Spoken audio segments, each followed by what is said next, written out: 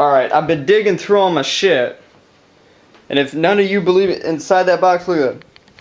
Every box, and I got boxes underneath there in case you don't believe me. Okay, now here's the point I want to make. Out of all this knowledge and all this history and all this shit I got, okay, this is just a glimpse. I got a terabyte of shit on my computer, alright?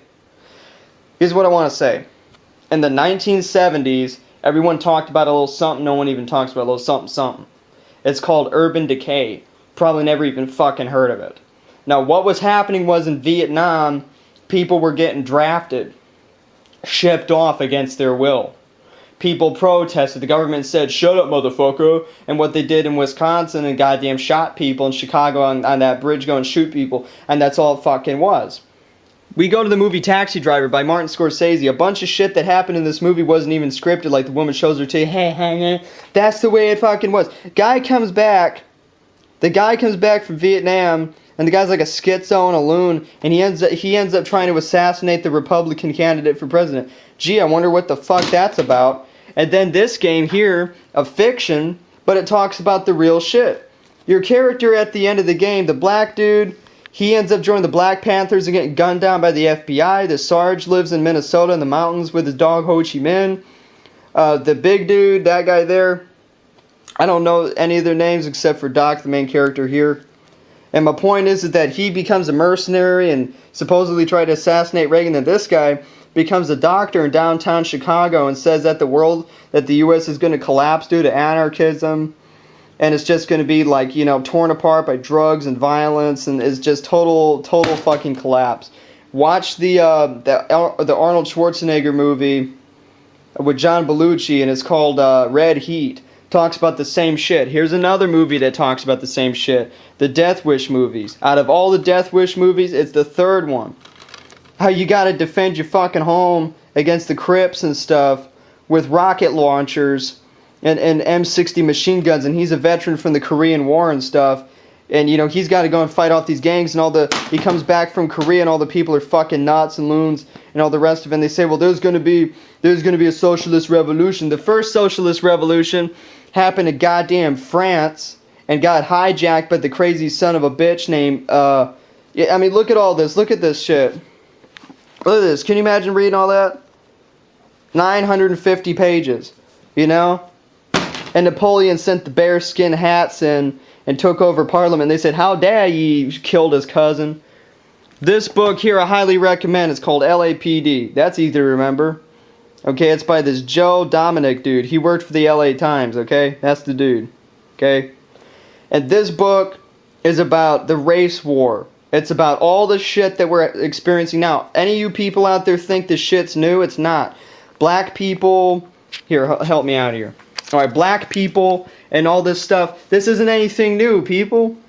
Look at that. There are white cops that were crazy sons of bitches way back then to go to Mexico. Hang on, boys. They were the first police force in the United States of America. 1941, I thought it was 42. They were the first to have motorcycles. They were the first. I mean, the Irish. You know, when you watch movies like Predator 2, I gotta show you all this. Here's this one. Keep that book open a minute. Hang on, I want to show the people this. Hang on. There's another movie that was made in the Reagan times, Predator 2. And you might be thinking, well, what the hell has this got to do with anything? The very first movie, look at that picture. The very first fucking movie, the very beginning of it, it's about the jungles in Nicaragua and, like, you know, the communist guerrillas and shit. And they run into an alien who's hunting people. Well, once you get past that shit, what's it about? The Iran-Contra war. What's this about? Urban decay. Los Angeles is, like, socially collapsing. People are, like, getting into sadism and witchcraft, and people are just going fucking nuts. Now, back to LAPD. First police force to have a helicopter sucker. What would they want a helicopter for, huh? What would they want that for? Their first police force to have a tank. First police force to have attack dogs. Look at that. That was the first police force in the United States of America to have a tank. They were the first to have armored personnel carriers in the 50s. What the hell they want that for, huh? So all y'all out there, you know, George W. Bush, and you people sit around and act like that, the police with the MRAPs and all the United States Army, Marine Corps shit, fuck the police, you know, Rodney King. You people sit there and act like this is something new. They were predicting society would collapse with the Global 2000 report, and I'm almost done. You want to know when society really could have collapsed? watch American History X. Watch another movie called Alpha Dog. I got it over there. I'm not going to show it. It got all time in the world. And this film talks about how in the 90s, how you know, it's like people were just run down and shit from Reaganomics. And it's kind of like Terminator 2 Judgment Day kind of shit. And that's the way these people were, man. Did this happen? No. That was like less than 1% of people. And they said, by the Global 2000 report, everyone's going to have the AIDS virus and all the blacks and gays are going to die. It's just going to be white people. And then you got an Escape from New York, Escape from LA type scenario where he's a good Christian man. And they're like these right-wing fundamentalist Christians that like run the government. That didn't happen. Let me show you. Ebony Mag. What the hell's this got to do? Let me show you a picture in here. Hang on a minute. Might be something else in here too. Look at that. He's in Disneyland. He's got it says Obama's got a fist. That's what Obama means to black people. He represents complete counterculture to the white race. Complete counterculture. And it's about damn time that we got a black man. That we got a black man as president. That's all in that one. I mean, out of all the shit that I've seen with black people and Obama, I'm like, I never got it. May I say something? I never got. And then when I saw the fist and stuff, I was like, that's what he represents. He represents change, hope and change. All that stuff, all the cliches from his political slogans, that's actually what the guy represents. Okay, what? Okay, I'm Asher's mom.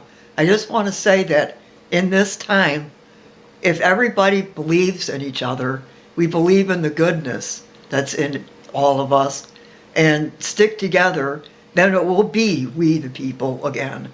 And that's the change that needs to happen. We the people.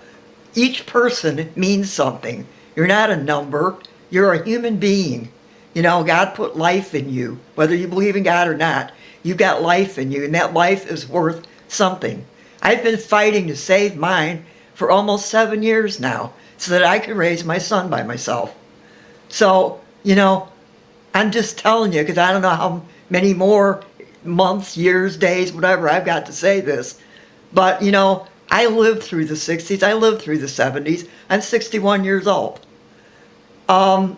If people believe in the goodness, and if people do goodness out of their heart, whether it's, I remember one time buying a lady who was out trying to raise money for some cause. I don't remember what it was.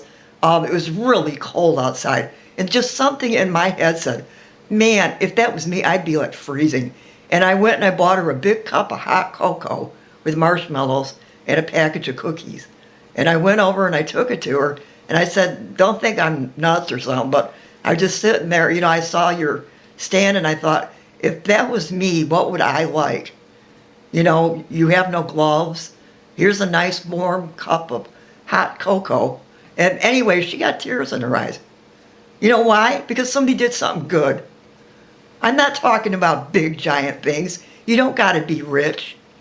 You know, you can give somebody a smile. You can give somebody a pat on the back. You know, there's things you can do in life where you make it where it's like giving somebody a hand up. Not a hand out, a hand up. You know, there's the open hand that says, here, I give, I believe. And then there's the other way, the fist, the tight-handed. Yeah, like a Jade Empire. Yeah. And when that happens, what does this mean? Fight, fight, fight, fight. Haven't we seen enough death on this planet? Isn't it about time to give life? You know, instead of spending billions of our dollars to blow people up and kill people, can't we spend those billions of dollars to make the world more habitable? This is the only terrarium, or whatever you want to call it, biosphere, that we have, that we're living in. You know, Mars is not a reality. We're not going to just go to Mars. You know, it's not going to work that way, folks. You might not go to Mars, any of you people who want to, for another 100, 200 years in reality. So, you know, this is what we got. This is what we got to work with. You know, I grew up in a family where we had several kids. You worked with what you had. If your bicycle broke and you had a flat tire, you put a patch on the inner tube, you put new air, took it over to the gas station, put air in your tire, put the tire back on your bicycle, and you rode it. You didn't throw away the bicycle and go get a brand new one. You know? And what I'm saying is, we can do things and take care of things and maybe look at things in a different perspective, and we could actually make society better.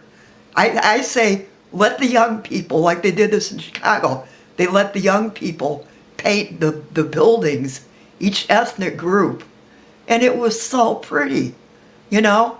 The Latinos, the Irish, the black children, the teenagers all worked together, and it was so neat, you know? I haven't been there a long time. I don't know if it's still there. I hope it is, because it's a monument to what can be done with taking ugly, decaying, freakish-looking buildings and making them into something that you're proud of. You know? You could say, I helped work on that. You know, it means something. Yeah, now they do that just to sell Dodge You know? Rams. Well, You haven't seen the commercials? well, let's I not- built that house, son, by a Dodge Ram. Yeah. Only well, $22.90. Well, you know, there was a time when you worked, you took pride in what you did. And you tried to do the best job you could do. Now, do you remember Lady Gaga was saying that on Tuesday this month on the Howard Stern show about how music is becoming like artificial and falling apart. About fucking time someone said it, because I'm tired of YouTubers saying it. Finally, someone who's actually a fucking celebrity said it. Yeah, this And- lady here is making a difference in the world. You know? Now, everybody says, well, she's a millionaire. So? Well, she's not the only You one. know, I remember when I was young and single and I worked my ass off and I had a pocket full of cash every weekend. If I wanted to blow the whole thing, I could. I didn't, but I usually help people out with money. You know? Why? What, I'm going to take the money, you know, what, it's going to go into eternity with me or something? You know? You know, people, that's what means something. That you have The somebody human resource. on the planet that gives a shit about you. That is what life is about. Cisco. And I'm saying that as a mom. The Human Network.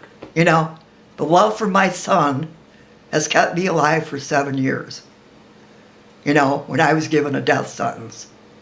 And I coded like 6 times. And then 2 years later, I coded again. You know. Well, man, when I So- said when we were going to make serious videos, we sure So did. anyway, I want to say this before I can't say it. And I don't know, because we know how my health goes. I can be like, boom, something happens. And, you know. But please, folks, work together. Start being human beings again. Stop all this, all I hear is negative stuff and orgies and stuff. Find that somebody in your life that means something to you, that you actually can have a relationship with. You know? Don't just use. You're letting people use you, and you're using other people. You know? That's not cool. I don't think it is.